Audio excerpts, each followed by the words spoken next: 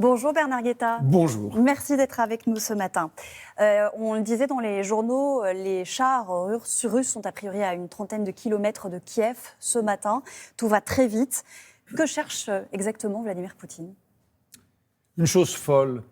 Il voudrait reconstituer, non pas même l'Union soviétique, il voudrait reconstituer l'empire des tsars qui s'est écroulé à la fin de la Première Guerre mondiale, il y a plus d'un siècle déjà.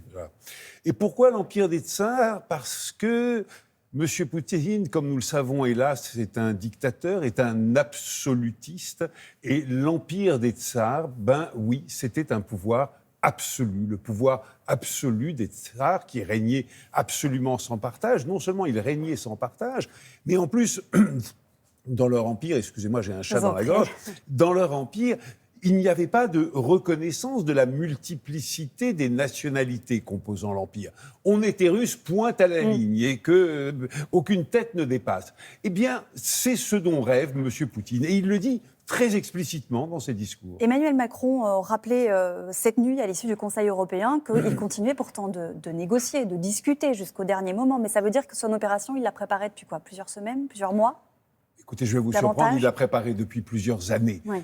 Vous rappeliez pendant votre émission à l'instant que M. Poutine avait plus que quadruplé son budget militaire depuis plusieurs années. C'est un nostalgique. C'est un nostalgique de la puissance russe, d'une puissance russe mythifiée. Parce que la puissance russe de l'Empire des Tsars n'était pas si grande. Elle était grande, bien sûr, mais elle n'était pas si absolue que cela, si immense. Et deuxièmement, la puissance de l'Union soviétique, on a bien vu ce que ça a donné dans les années 80, un écroulement massif et brutal, parce que ça ne fonctionnait pas. Et la Russie d'aujourd'hui, certes, est une puissance militaire impressionnante, certes, est une puissance nocive, impressionnante, on le voit en Afrique, avec l'envoi des mercenaires russes, on le voit dans la malheureuse Ukraine, surtout depuis hier matin. Mais à part ça, c'est le pays le plus étendu du monde, qui est assis sur des réserves de gaz, de pétrole, de ressources naturelles absolument fabuleuses. Eh bien, cet immense pays richissime a le PIB de l'Espagne. De l'Espagne qui est un petit pays, non pas par sa civilisation, mais par sa surface, sans aucune ressource naturelle. Oui. Ça veut dire qu'il n'y a rien, on ne produit rien. Et depuis que M. Poutine est au pouvoir, qu'est-ce qu'il a fait pour moderniser la Russie ? Rien. Vous dites qu'il veut faire une chose folle.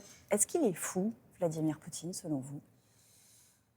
Écoutez, vous m'embarrassez. Au fond de moi-même, oui, je le pense. On va dire les choses plus poliment. On va dire qu'il a totalement perdu le contact avec la réalité. C'est un homme qui je ne sais pas, il est en lévitation.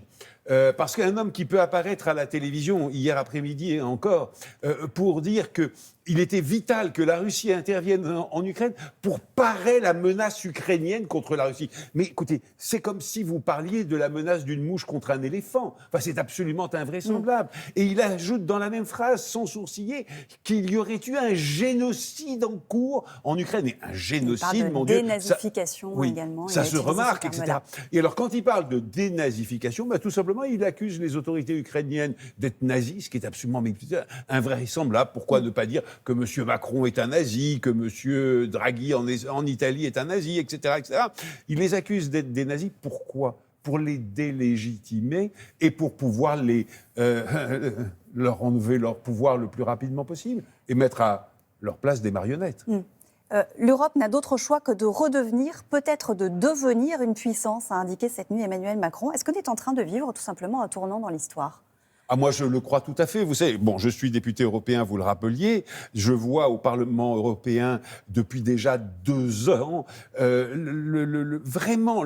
les 27 pays membres évoluer considérablement vers l'idée que oui, il faut que nous nous affirmions en puissance politique et que donc que nous ayons une défense. Et cette idée qui était autrefois, il y a vraiment hier encore, complètement taboue et uniquement française, eh bien aujourd'hui, vraiment fait l'unanimité et on va passer à l'acte. Et c'est ça le grand paradoxe de M. Poutine. M. Poutine, par son agressivité, par l'horreur et le sang qu'il répand en Ukraine en ce moment même, eh bien, non seulement a reconstitué l'Alliance Atlantique, mais il a tellement resserré les rangs de l'Union européenne, eh bien, que l'Union européenne, aujourd'hui, est en marche accélérée vers son affirmation politique. Les Européens ont annoncé un certain nombre de sanctions à l'encontre de la Russie.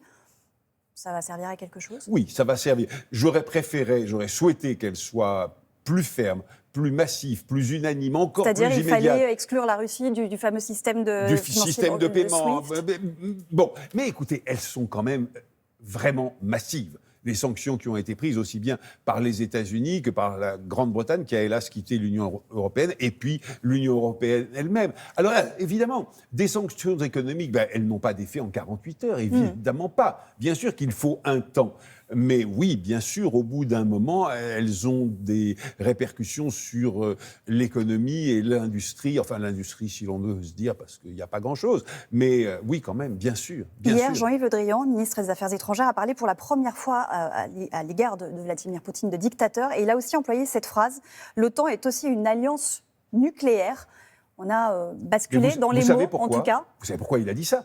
Parce que Poutine... Quelques heures auparavant, avait lui-même dit je vous rappelle que nous sommes une puissance nucléaire, ce qui est invraisemblable. Mais on voit bien qu'on a, qu'on a basculé dans les mots. En tout cas, on entend beaucoup parler ces dernières heures de Troisième Guerre mondiale. Est-ce que les éléments sont Troisième là ? Guerre mondiale, je ne pense pas, je ne pense pas qu'on en soit déjà là. Mais oui, effectivement, le spectre de la guerre est revenu planer au-dessus de nos têtes. Est-ce qu'il y a un risque, pardon, je vais vous poser directement, mais qu'on envoie des bombes sur nous, sur la France ? Est-ce qu'il y a ce danger-là aujourd'hui ? Non. Mais en revanche...